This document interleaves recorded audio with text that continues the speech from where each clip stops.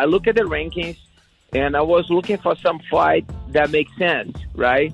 Yeah. And Chandler just make way 3 weeks ago. If the fight between Khabib and Gage didn't happen, he's supposed to jump in. But like I said, this guy, he's supposed to fight 3 weeks ago. He didn't fight. He keep posting videos, like always training. I like that. I respect that. Always training, always in shape. With the nice quotes. Okay, let's, like I'm ready. Anything, blah blah blah blah blah blah. I respect that. He always training. He's always in shape. And that was the first guy that come on my mind. Okay, this guy's always in shape. He's always training. Maybe he takes the fight. And I went there. I said, hey, let's make it happen, But like he said, he have all the plans. But I see, on this top 5 on this lightweight division, fighters being really kind of not scared, but like cautious to take the next step, They waiting for somebody to take a fight so they can position themselves, like. Right. It's a very strategic. They playing very strategic right now, and which I don't like that very much. Back on the days, everybody fights everybody, and fighters gotta fight, man. If you're on the rankings and you only fight guys above you on the ranks, the division gonna get locked up. How do you feel, as you say, an old school guy? Is there a little bit of a thought that he should maybe earn his spot a little bit more? How do you feel about that? Definitely. Yeah, he's a former champion in the other organization. I believe when Eddie Alvarez came to UFC, he had to do a lot of the fights. He fought Cowboy. First time out was Cowboy. Ronnie. Yeah, he fought Ronnie and he lost, so he got a tough stash. And then I think he fought Gilbert. He fought Pettis. So he built his way up, and he took my title. I respect him a lot. And I think that's the last guy to get on the bus, and you're going to drive the bus. No, you got to sit on the aisle. You got to sit on the middle seat first. You can't just get on the bus and jump on the window or drive the bus. You got to build your way up. What was the logic and rationale for taking this fight with Khamzat, who's obviously, very fresh in the UFC and not yet ranked in this division? So I've been calling out like the so-called top guys in the UFC now. Burns, Marcelo, Colby, all these guys now for over a year, and they all keep turning the fight down. You know what I mean? So I thought, okay, what's the next best option? I know Wonderboy called me out, but I thought if I got there and beat Wonderboy, that does nothing for my career, and I'll probably be in the same position that I'm in now. So what's the next best thing outside the champion? Is to fight the most hyped guy right now in the division, which I believe is this kid, you know what I mean? So the UFC loves him, Dana loves him. So if I go out there and smoke him, then let's see what they say. I feel I'll be guaranteed a title shot after this. Yeah, do you think this is almost a mistake for the UFC to throw him in there with you this soon? I mean, obviously they think highly of him, and I assume you think you're going to beat him very definitively. And what do you kind of make of him after that fact? So do you feel this was a misstep by them trying to put this fight together? 100%, I believe. But they've done it before, time and time again, right? They try to build these guys up, and they got like 1 good win, 2 good win, then they push them straight to the top. They don't give him time to build a career and learn stuff and to grow, you know what I mean? We can name it many times that then guys come out and be like, oh, this is the next guy, this is the next guy, and then they push the rankings and get beat straight away, you know what I mean? So I believe so. He's not on my level, and I'll go out there and I'll show it.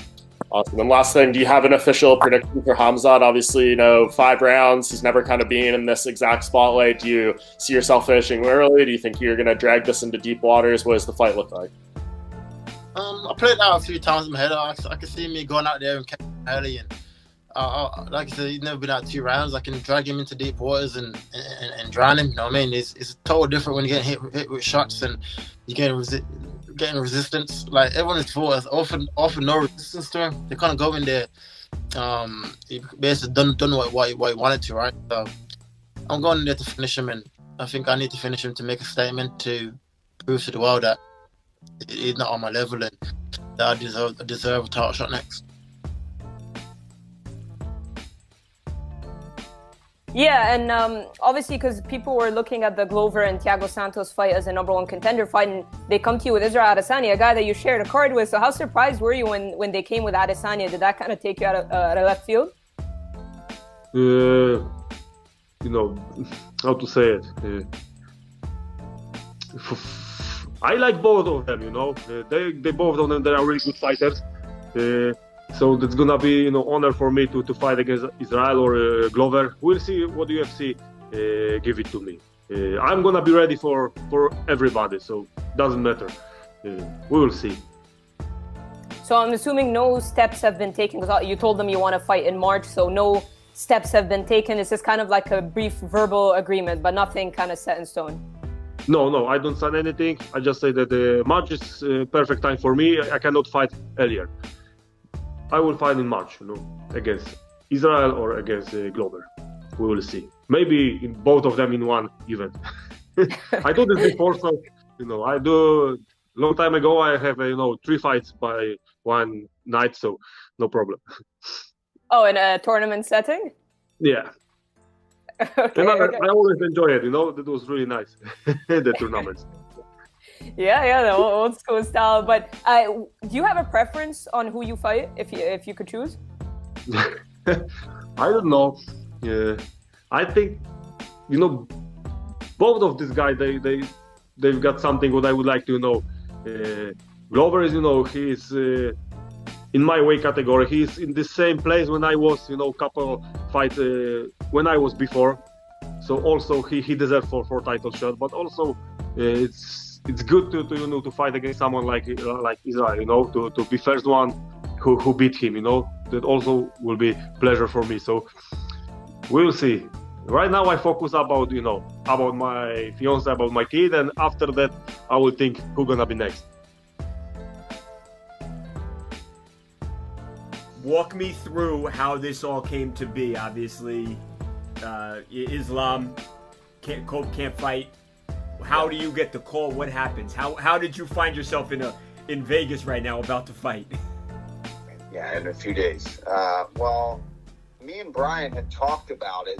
That we saw that Islam was out, and I was like, man, if they really need us, right? I pretty much said they'll come to us if they really need us, and I'll just keep doing my triathlon thing and training when I can, and we'll see what happens. And I'm on the treadmill yesterday, running, and I get a call from Butler, and I'm like, oh, I know what this is. If he's calling me now and it's today, and we've talked about it, and we've decided against really reaching out and asking for it, and I knew, and I got that feeling.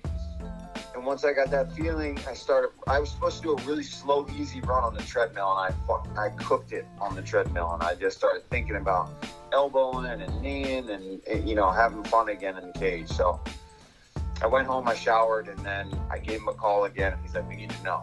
And we had a good conversation about it. These are the kind of moments that you'll look back on. The same reason I wanted to go to New Zealand and fight a Kiwi in his hometown. It's the same reason that I'm willing to show up here on 5 days, because this sport's wild, and to get yourself ahead, especially in this division, you got to do some crazy stuff. And this is the crazy stuff that'll either set me up for a major fight and move my career forward, or I'll prove that I've got balls that are bigger than anybody else's in the division. I showed up, I made weight, and I fought. And if he beats me, he's a former champion. I don't give a shit. It's how bell goes on goes. If he beats me, it's RDA. Right. And I've got nothing.